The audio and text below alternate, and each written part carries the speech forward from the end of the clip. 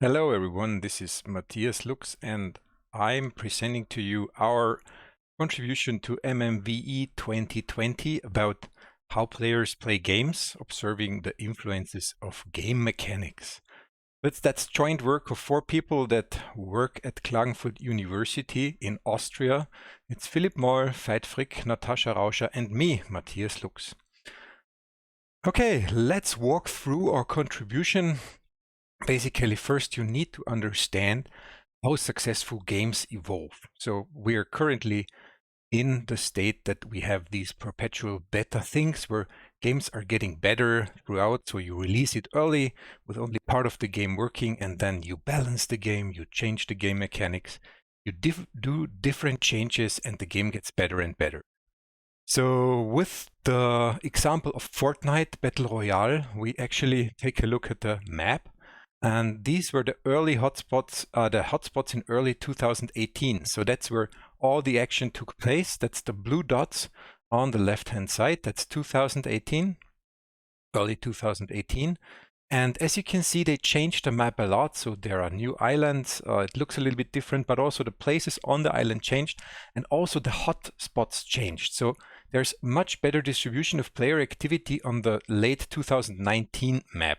So it's 1.5 years at least in between, early 2018 to late 2019. Let's assume it's 1.5 years.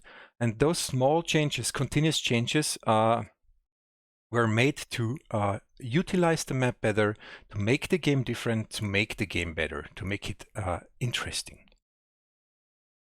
So all in all, those multiplayer games are hugely popular right now. So Fortnite on mobile alone made within 1.5 months $50 million. Okay, so actually Epic, the company behind Fortnite, they concentrate now on development of the Unreal Engine and the development of Fortnite, because Fortnite is actually their cash cow. So along with the game, they developed the engine, and all the other games they have developed, they have stopped working on it, like Paragon and Unreal Tournament. So those are kind of dropped, and all the assets moved to the Unreal Store for the Unreal game engine, and they work on Fortnite. Good game mechanics are actually the key towards a successful game. So if the game mechanics suck, so that your action you take in the game doesn't trigger a reaction, and you can't control this relation between action and reaction, you don't think it's a successful or good game, and it won't be a huge economic success. Especially research like we do in academia is hard on game mechanics because there's a lot of proprietary code. There are very few open source games, and virtually none of them is actually popular. There is no access to server logs or internal data, of course. Especially with multiplayer games, we can only hack the local game data, the local game, but not the server. We can monitor the server communication, which we already did, but it's mostly encrypted to shut out cheaters. And there is scarce cooperation with game companies in some research areas, but not much. So I know of many projects with the game industry, but they're very specific. They deal with people that the game industry knows in academia, and the other way around. You have to build trust first. There's no open data. There's no open approach for people trying to enter research on game mechanics and games in particular. So research on games should become easier, and that was our idea. That's why we did this work, and that's why we present the paper. So Fortnite Battle Royale is from Epic Games, as I already said. It's a combination of a first-person shooter where you run around and try to eliminate the avatars of other people, and a tower defense. So you build your own fort or your own barricades and hide behind them, build them newly, and so on. The game is actually following the scheme of a thriller, so it tries to tune down on a very local spot when then the final players meet in a very small, very dense final fight. So the large map gets reduced by a storm, and the eye of the storm, this is where you don't get any damage while staying in, gets smaller and smaller. So 200 seconds of storm brewing, then people have to move towards the storm, eye of the storm, then 180 seconds of construction, then these phases get smaller and smaller, like 150 to 90, 120 to 90, and so on.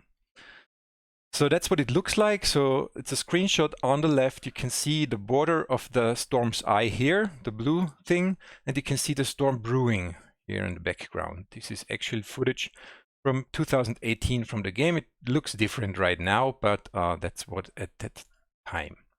Okay, so what does it look like? Let's take a look at the game itself. There's a video. So the game itself starts on an island where there's no fighting allowed, and people enter a bus, and then you basically jump out of the bus. It's the battle bus. I'm sorry, it's a German video. I've taken it on the PlayStation and forgot to turn it to English. Then you jump down and choose where you actually land. So that's the landing spot. You can see others. There's one other person jumping down beside me, and we basically open up a landing parapet and then jump here on the roof. You can see the others, and everybody is an enemy.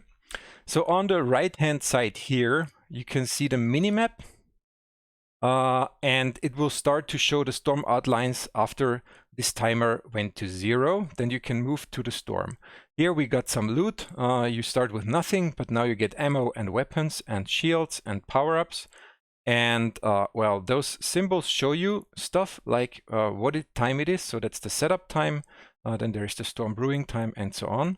And the numbers show you how many people are there. So yeah, there are only 87. So you see it's getting less and less.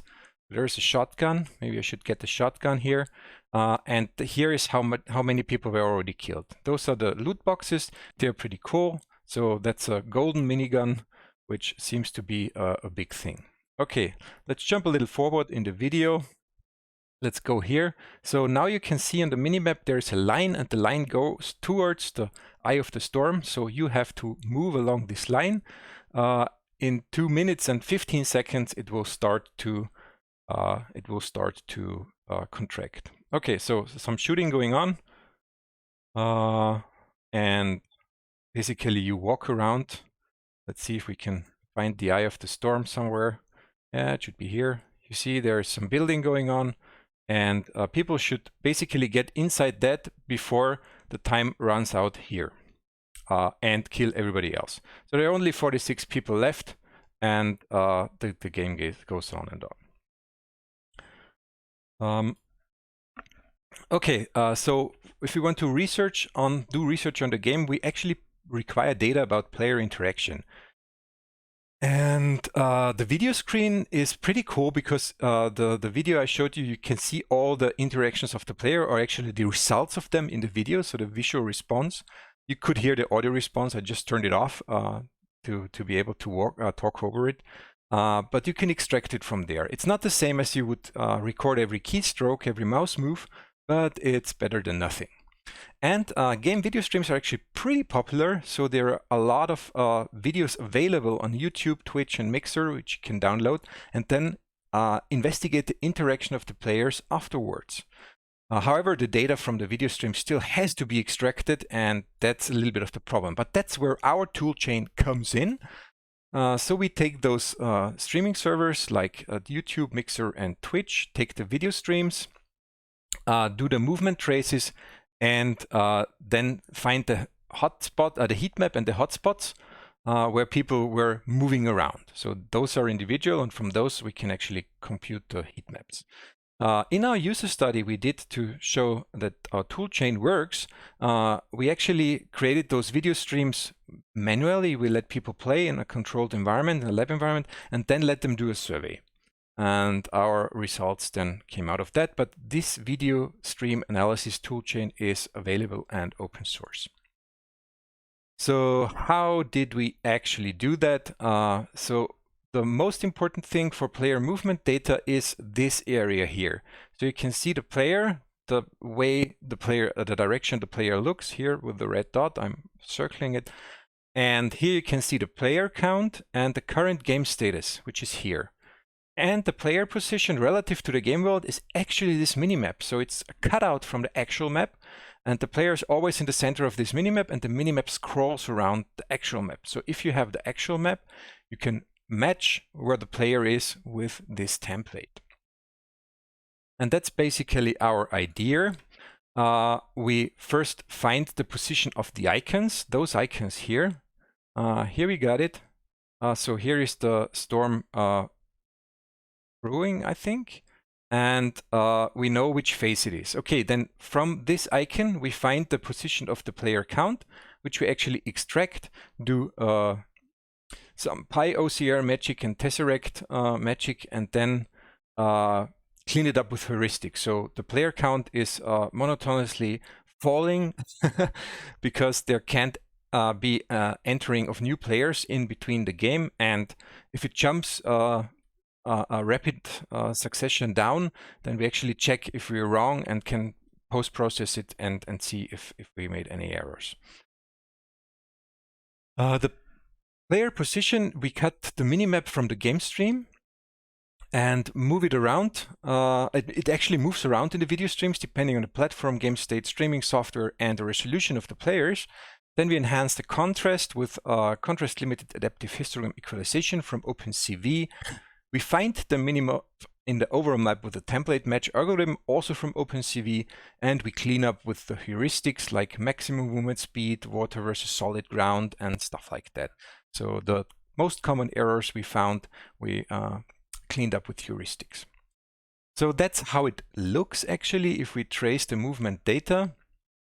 So you can see players moving here in this nice little frame called frame from OpenCV, and we find the player on the map, and here you can see the red dot and it's having a tail. Then you can see the movement, and that's how we track it basically.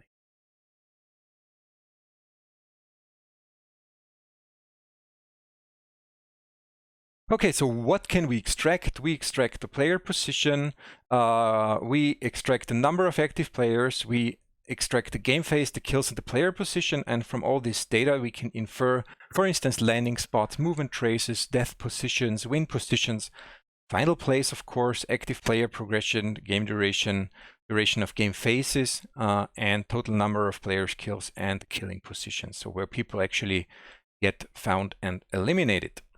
So we applied the Toolchain to 4 hypotheses. So we investigated player satisfaction and enjoyment, if they are correlated by the player's success in terms of game round duration. We found a correlation there. Then the amount of time playing other games influences the success when starting to play Fortnite. We tried to find that out, but yeah, it doesn't seem like that. That's obviously too easy, so we couldn't support the hypothesis.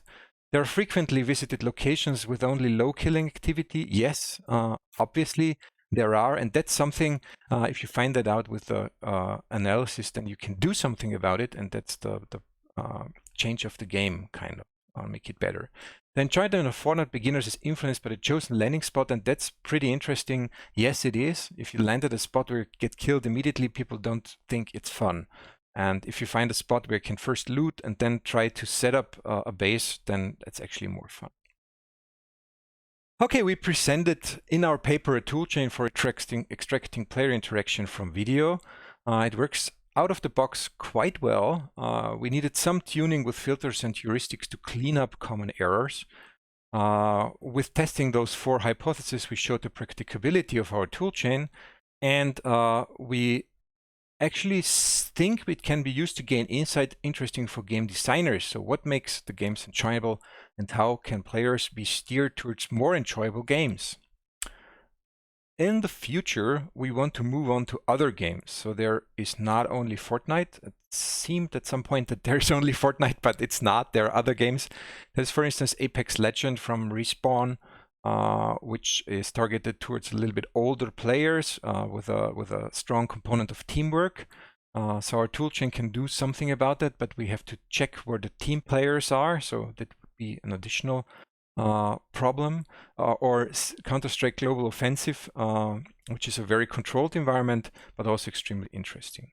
And we want to infer more general rules for building enjoyable games. Okay, I hope you enjoyed the presentation and the video. All the code is open source. Again, I'm Matthias Lux. I'm Associate Professor at AU Klagenfurt, Alpen Adria University. And if you have any questions, this is my email address. And I think if I keep on talking, I'll just make it to the 15 minutes that are required for MMBB. Thank you for listening.